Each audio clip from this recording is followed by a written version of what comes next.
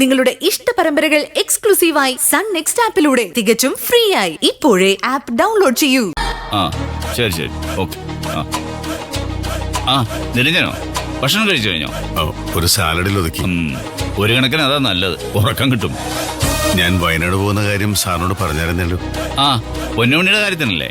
അതെ, വയനാടെന്ന് പറഞ്ഞാലും ബാവലി എന്ന സ്ഥലപ്പേര് മൈസൂർ ബന്ദിപ്പൂർ റോഡിലുള്ള അതിർത്തി പ്രദേശം.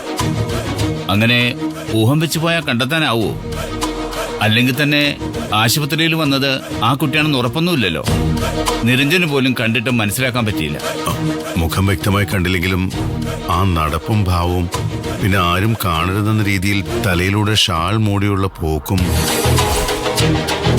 അതൊക്കെ കണ്ടപ്പോ പിന്നെ വെളുപ്പാങ്കാലത്ത് ആരോ വന്ന് കൂട്ടിക്കൊണ്ട് പോയി എന്നല്ലേ അറിഞ്ഞത്. അപ്പോ എന്തോ ഹൈഡ് ചെയ്യുന്നുണ്ട്. ഇനിയിപ്പോ അത് പൊന്നുമണിയാണെങ്കിൽ തന്നെ ഇത്രയും അടുത്ത് വന്നിട്ട് എന്താ നിരഞ്ജനെ കാണാതെ പോയത്? അതിന് ഞാൻ ഈ ആശുപത്രിയിലുണ്ടെന്നൊന്നും അവൾക്കറിയില്ലല്ലോ സർ. അവളൊരു പാവ. അതുകൊണ്ടാണല്ലോ 18-ാം വയസ്സിൽ ഒരു കെണിയിൽപ്പെട്ടതും വീട് വിട്ടു പോയതും. വന്നത് പൊന്നുമണിയാണെങ്കിൽ ഒരു കുട്ടിയുമായൊക്കെ ശങ്കരമാമന് മുമ്പ് പോയി നിൽക്കാൻ അവൾക്കാകൂ? അച്ഛനെന്തെങ്കിലും ചെയ്യുമോ എന്ന് ഭയന്നിട്ടല്ല, ചങ്ക് പൊട്ടി ആ പാവം ചത്തുപോകുമെന്ന് പേടിച്ചിട്ടാവും. അത് ശരിയാ.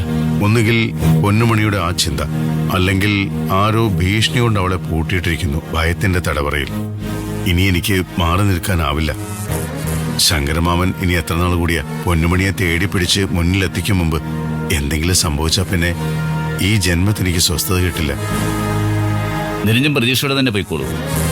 എപ്പോഴും പ്രതീക്ഷയുടെ ഒരു ചെറിയ നാളത്തിൽ നിന്നല്ലേ കാര്യങ്ങൾ തുടങ്ങുന്നത്. പിന്നെ നല്ല കാര്യങ്ങൾക്ക് പോകുമ്പോൾ ദൈവം വെളിച്ചമായി മുന്നിൽ തന്നെ കാണുമെന്നാ.